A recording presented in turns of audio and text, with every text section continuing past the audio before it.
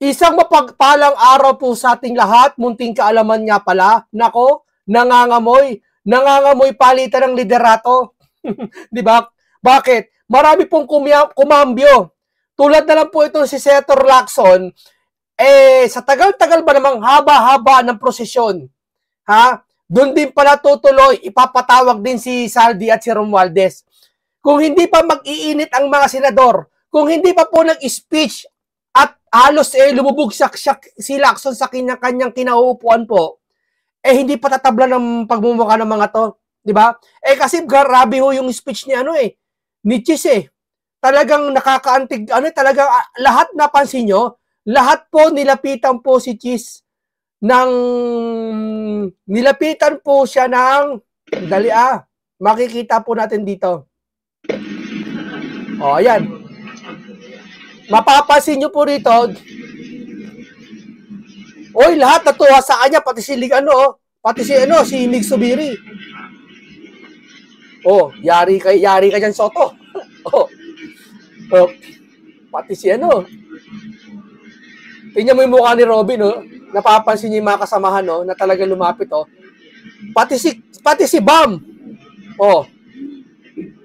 Nakita nyo? Kumamay lahat. Yung mga hindi nakakamayan kasi, mga minority na yan.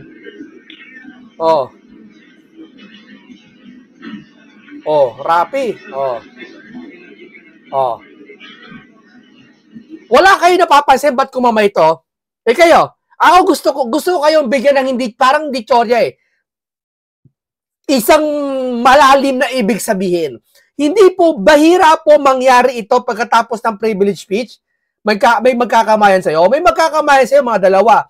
Pero lahat kakamay sa'yo. Alam, gusto nyo sabihin ko sa inyo kung anong ba't nagkamayan yung mga yan? Ito yung mga senador na yan, akin lang to takot yan kay Martin Romualdez. Ayaw nilang, maski yan mga yan, alam na nila na talagang si Martin ang may punot dulo. Maski sila Bam, duda ko yan sila Legarda, sila, si Mig Subiri, nakita mo pa si Bam Aquino, alam na nila talaga si Martin Romualdez ang pinakapinuno dyan sa lahat ng yan kung bakit nagkakawatak-watak. Ngayon, ayaw nila manggaling sa kanila. Bakit? Maaring takot sila. Kasi nasa posisyon sila. Pangalawa, maaapektuhan sila. Di ba? Kasi nga naman, ewan ko kasi syempre, may mga conflict of interest Sabi daw chismis, si asawa daw ata ni Romualdez, pinsan ng asawa yata ni Bam. Parang gano'n. Pero alam na nila si Romualdez na ganito, ayaw nila manggaling sa kanila na si Martin. Gusto nila may isang tumindig. Ayaw nila si Marcoleta tumindig Kasi si Marcoleta, dinadaan sa batas ang pagtindig ni Marcoleta. Hindi naman kasi si Marcoleta mahilig hinahamon ko. Si Martin Romualdez, hindi. Si Marcoleta, ko napapansin nyo, lagi siya sa batas. Malakas ang loob niya pag batas Etong si Chis Escudero po, hinamon niya talaga. Hindi ako talaga, parang hindi siya uurong kay Martin Romualdez. Nakikits nyo?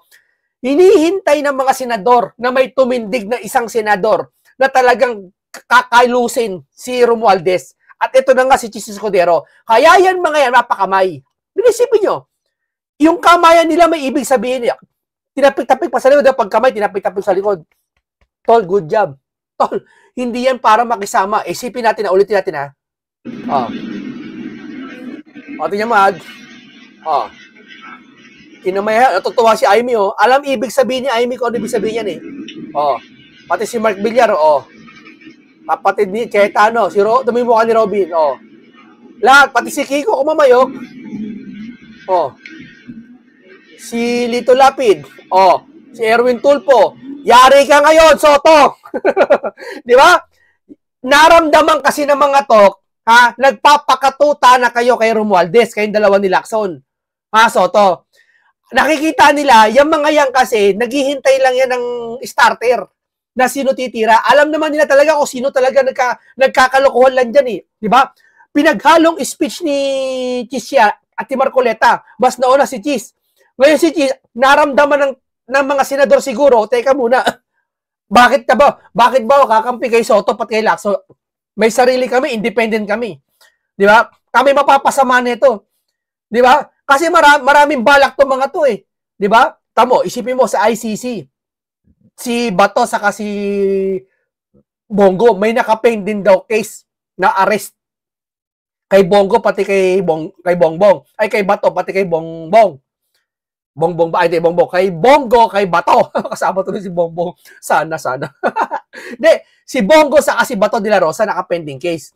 Tama, pag yan uhulihin, di ba si Bato, nakiusap kay Chis dati na pag siya uhulihin, diyan siya sa Senado kasi may batas sa Senado, hindi ka pwedeng hulihin pag nandiyan ka sa Senado, may power ka dyan.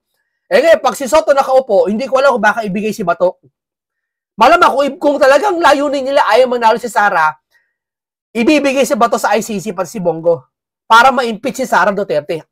Laglag na lahat talaga ang minority. Di ba? May kaso si Jinggoy, lahat-lahat na. Pababagsakin nila. Yan ang balak ng mga yan eh. Yan ang nararamdaman ng taong bayan. Huwag nyo kaming linlangin. Yan po ang talagang, sabi yan ni Escudero, script na, may script nang gagawin. Ramdam na ramdam namin, sir. Itong paborito, si Pepsi. Paborito ko artista yun, si Pepsi, naalala ko ulit. Oh, sa susunod, maglalagay ako rito ng tarpaulin sa likod ko na Pepsi Paloma. Ano ko, nagagandaan talaga ako sa, taong yun eh. No? Ayun. Nuggets nyo, mga kababayan ko, huling-huli sila eh. Huling-huli na sila. Hindi na sila makapagtatago.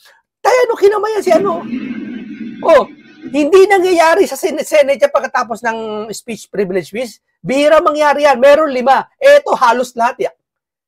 O ngayon, Soto, hindi man babaytad sila tulpo dyan. Yan, mga tulpo kasi hindi babaytad dyan eh. May bumaytad lang ilan dyan. Sabi niya ni Lacson eh, manipis ang bilang ng majority nyo. 3 lang bumigay dyan. Yung kapatid ni Cayetano, babae. Yung Bilyar, 2. Tapos itong si, yari ka na Soto, papalitan ka dyan. Kaya tahimik si Soto ngayon eh, pansin nyo. Saka ito pa, si Lacson biglang kambyo. Pansin niyo, mula nang nakita niya si Chis Escudero, teka muna, dami nagkamayan. Marami pong natuwa sa speech ni Senator Chis Escudero. Si Lacson siguro nangamba. Teka muna. Kaya ipapatawag na si ipapatawag na bigla si Romualdez. Ipapatawag na kasi pag di niya pinatawag, ikukudita sila ng ng senador eh. Bakit? Hinahanap na ng taong bayan, harap-harapan na siguro natauhan yung mga ibang senador dyan, na natauhan na sila. Teka muna, ba't hindi pinapatawag si Romualdez? Bakit puro sarsuela nangyayari? Umiikot kay Diskaya, kay Henry, kay Bryce, tapos kay Orlin, di pa paniniwala na naman. Teka muna. Diba? Di, aking teorya ko lang to natakot itong si Lacson, kaya biglang kumambyo. But teka muna, patawag ko na si Romualdez. Alanganin ako eh. Kasi pag napalitan si Soto,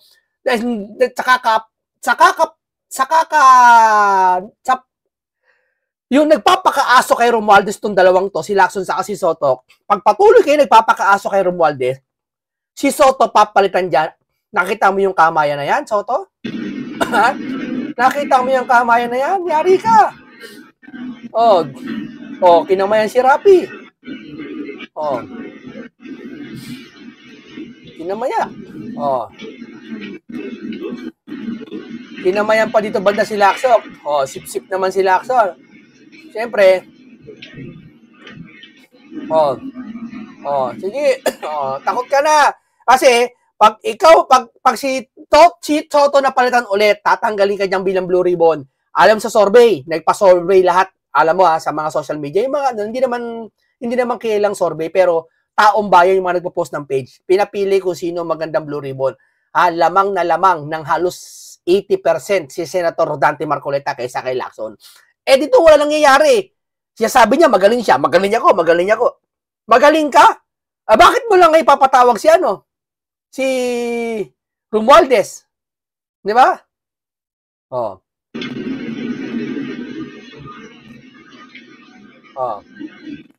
Yari ka na. Di ba? Pati si Risa Ontiveros. Hindi kasi yung mga yan, takot dyan kay Romualdez yung mga yan eh. Si Risa, hindi ko alam kung totoo yan. Kung totoo yung pagkamay niya. Baka kasi lahat kumamay, siya lang hindi. Kaya kumamay na rin siya. No? Kasi wala tayong maaasahan yan pagdating sa mga kampi-kampi yan May sariling kakampi yan O, yari kayo. O. Nagustuhan ng lahat yung sinabi ni Kumbaga ito sa kamayan na yan, ang gustong patunugin ng mga senador kaya kinamayan yan, natumbok mo, tama ka. Gusto nilang magsalita, wala silang power, takot sila. Sa pamamagitan ng cheese, natumbok sila ngayon. Nakuha nyo? Ha? Oh. Di ba? Natumbok. Eto, tignan natin to. Painggan natin to Iimbitahan sina dating House Speaker Martin Romualdez at nagbitiw na si Zaldico sa susunod na pagdinig ng Senado kaugnay ng mga maanomalyang flood control project. Babala pa ng Blue Ribbon Committee, posibleng umabot sa paghahain ng arrest order kung iistabini ko ang imbitasyon. Nakatutok si Mav Gonzalez. Kung masusundan pa ang kanilang pagdinig ukol sa maanumalyang flood control projects, padadalhan ng imbitasyon ng Senate Blue Ribbon Committee sina dating House Speaker Martin Romualdez at nag-resign na Congressman na si Zaldico. Kung hindi sumipot si Ko na nasa ibang bansa pa ngayon, ay ipapasabpi na siya. At kung hindi sumipot, i-issuehan siya ng show cause order. Kung hindi pa sapat, maaari aniyang i-cite in contempt at pa-issuehan ng arrest order. Teka muna. Ito siya sabi ko siya kanina, kumikilos sa sila action ngayon. Bakit? Nakita niya kasi yung privilege speech ni Chis Escudero, napakalaman, mabigat ang binitawan. Nakita niya kinamayan lahat. Anytime, maraming babalitad doon. Pag may bumalitad doon, sabi ko, ulitin ko, si Senator Rodante Marcoleta na ulit ang papalit Blue Ribbon Chairman. Tatsisibakin tong si School Bukol. Di ho ba? Ngayon, etong bigla kumilo si Lacson. Ipapatawag na ngayon si Romualdez, hindi ko malaman dahilan. Ano yan? Ang tagal-tagal namin hinintay, wala naman nagbago Mula kay Diskaya, kay Orly na naman Ba't niya ipapatawag mo na? Dapat noon mo pag ginawa yan, kay Diskaya pa lang Ba't di mo ginawa yan? Kasi naramdaman mo para magkakapalitan ng liderato. Hindi, sa akin lang Naramdaman mo para ikukudita ka. Diba? Ganyan yang si Lacson. Diba? Ganyan po yan. Kapag alam niyang na medyo tatagilid siya, medyo hihilot siya sa ganyan. Dito na ako. Mukhang tagilid ako. Yan ba ang tunay? Sige nga. Ano ka ngayon? Galingan mo na.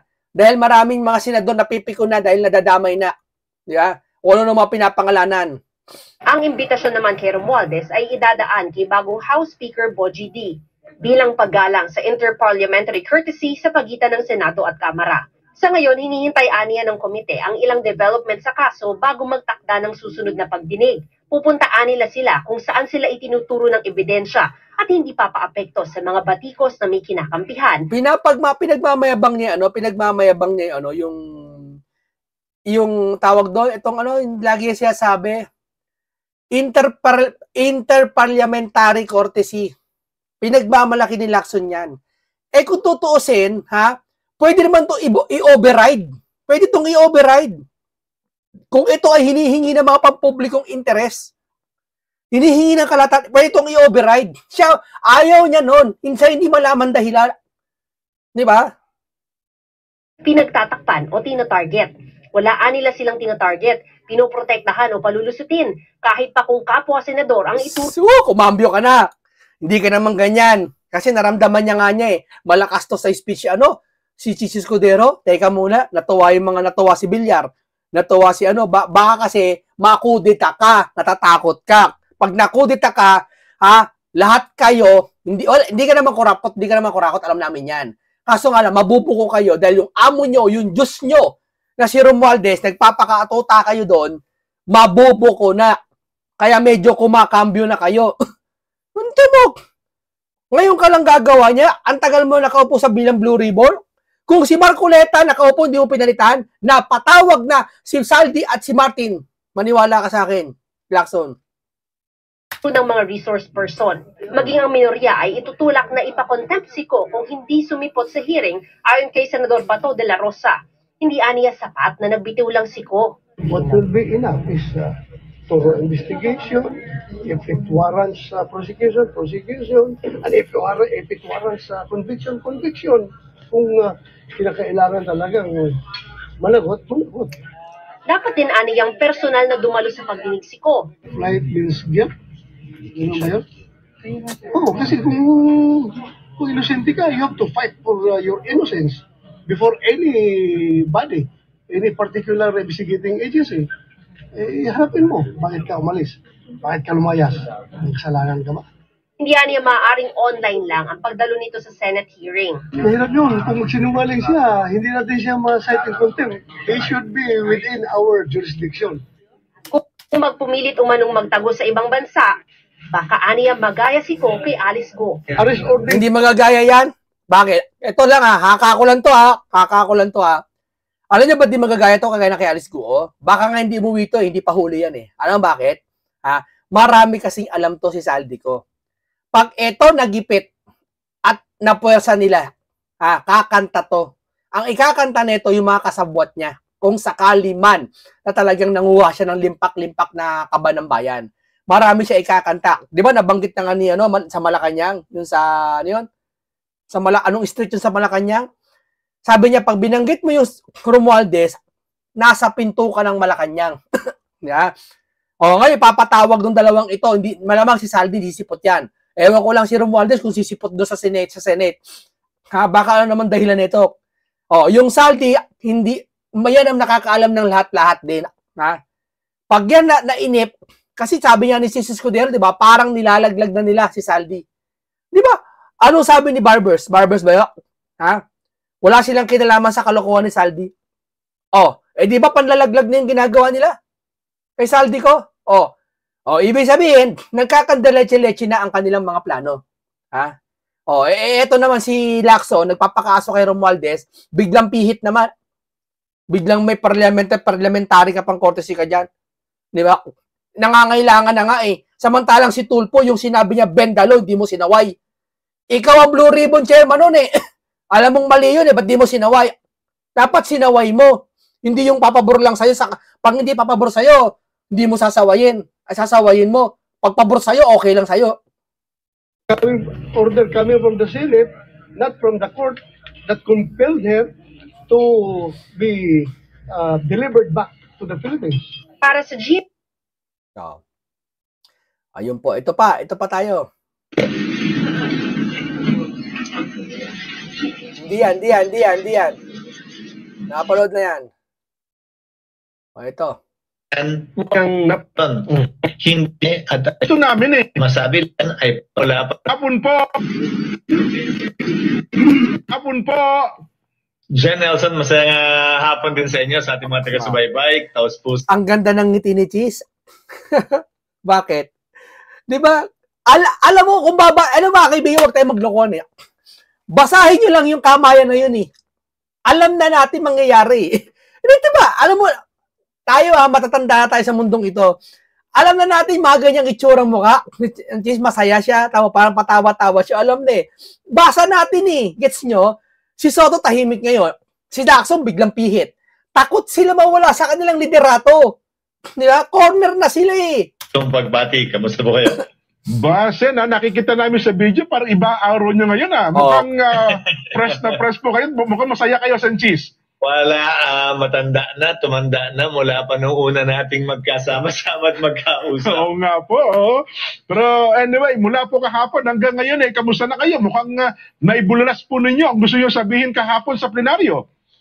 Okay naman po, pero ang pangunahing layunin nun ay pangalagaan at protektahan po ang Senado. Hindi lamang ang mga miyembro nito ng mga senador, pero ang institusyon mismo. Diba? Kaya pumabor sa kanya ang mga senador.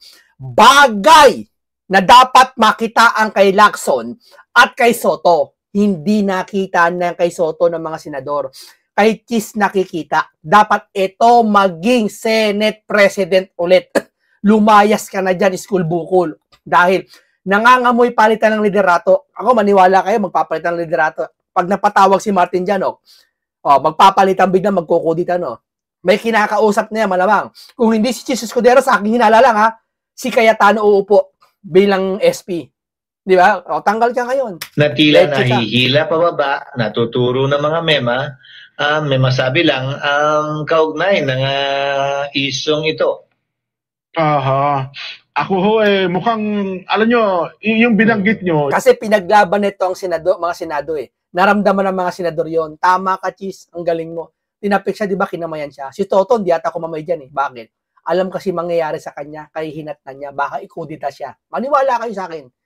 Akin lang to, ha? yan din ang tema ng binanggit ni Senador Rodante Marcoleta. Isa naman ang gusto namin eh.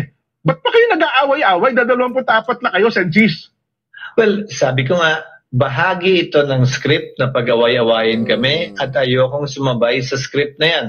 Para sa akin, ang Senado ay isang buong institusyon. Mas malakas ang ating bansa at ang sambayanan kapag malakas ang Senado. O, tama to. Ang galing nito. Kaya, yan si Soto, wala niyan. Dahil kung meron ka niyan, Soto, ikaw na mismo dapat nagsalita niyan. Hindi si Chis. Di ba? Na ibig mo sabihin, ikaw ang SP, naisipan ni Chis yan, pinalitan mo siya. Nakakaya naman sa'yo, Soto. Pinalitan mo si Chis, pero yung pinalitan mo, yung nakaisip ng paraan para pagkasunduin ng mga Senado, dahil nadudungi siya na dahil sa isang tao na pinagtatakpan nyo. Di ba? Si Romualdez. Di ba? Sabi ni Chis, ika nga ni Chis eh, pinagkakagulo-gulo kayo ng mga Senado, pinagbubulbul kayo ni Romualdez. Yan. Hindi kapag pilit kaming pinag-aaway-away, pilit kaming pinagkakawatak-watak, at pilit kaming tinuturo. Sabi ko nga sa talumpati ko, hindi ba, Jen Nelson? Kada daliring ituturo mo sa kapwa mo, may 3 daliring nakaturo palagi, pabalik sa'yo. Aha. Pero paano po natin masisiguro? Ano pa lang ba na logical thinking lang ba o meron kayong talagang pinangahawakan na ito ay kagagawa ni Speaker Romualdez? Ang sabi ko nga, lahat ng pangalanan dapat ipatawag at imbestigahan. Yan! Yan, di ba? Ang tagal ko na sinasabi yan mag-iisang buwan, ha? Bakit tila namimili? Bakit tila hindi pareho at pantay? Bakit may tinititigan at may tinitingnan? Hindi ba dapat po pantay ang hustisya dahil yung babaeng sumisimbolo ng hustisya na may hawak na balanse, nakapiring po yung mata. At hindi po dapat nakakakita. Kaya walang mapapaboran, walang tinitingnan, walang tinititigan. O, di ba? Tama, ang galing nito. Magaling to. Di ba? O, ngayon, Lacson, mukhang nanganganib kang palitan dyan. Kaya biglang PH biglang gagawan letter na eh. May parliamentary naman pala, bawal atang patawag yon. May shield, ha? O, ipapadala letter. O, ngayon pipihit na kayo ng ano. Hindi ako sa pagmamasid ko lang, ha? Naisip ni Chis to, lahat ng pinangalanan ba't di pinatawag? Umpisa pa lang ng hearing ni Lacson na bilang Blue Ribbon, di mo pinatawag. Binanggit na nga pangalan ng amo mo, hindi mo pinatawag. Sabagay, hindi mo amo yung Diyos mo pala yun. Di ba? Pwedeng merong mga... O, ito, tingin mo paliwag dito, ha? Tama, ha? Talagang pagpipilitan niya. Pagpipilitan niya yung gusto niya. Yeah. Ewan ko kung bakit eh. Yeah. Panibagong mga issues o kaya bagong discovery, ika nga. Oo. Okay, maniniwala dyan. Sa pagdinig ng, yun ang hinihintay ko, kaya hindi ako makapag-set pa ng definite date kasi may mga gano'n na. At pagka na-develop yun at kompleto yun, tatawag lang ng pagdinig and rest assured, pa-issue ko na ng invitation si ex-congressman Saldi. Woo! Pag-iba, ang best way patawag. Di ba? Ang best way pasubpi na. Etong mga ton, dahil panalalaman. Di ba? Pwede i-override yan. Pwede pong i-override yan. Yung parliamentary courtesy na yan, pwedeng i-override yan. Ayaw lang gawin nito. Yeah. Hanggang sa huling alas gagawin niya. Huwag na ipatawag si Martin Romualdez. Kaso, nakita niya, si Chis niya, kinamayan ng mga senador, lalo si Mark Villar. Alam naman niya, hindi naman babaitad si Risa eh. Pero, naunawaan ng mga senador, ilan doon, baka bumaliktad. Si Lito Lapid, si Cayetano, babae, pati yung Villar. O, pag napalitan si Pepsi, si Pepsi hindi, iba yun. Hindi pala si Pepsi. Kapitbahay ko pala yun.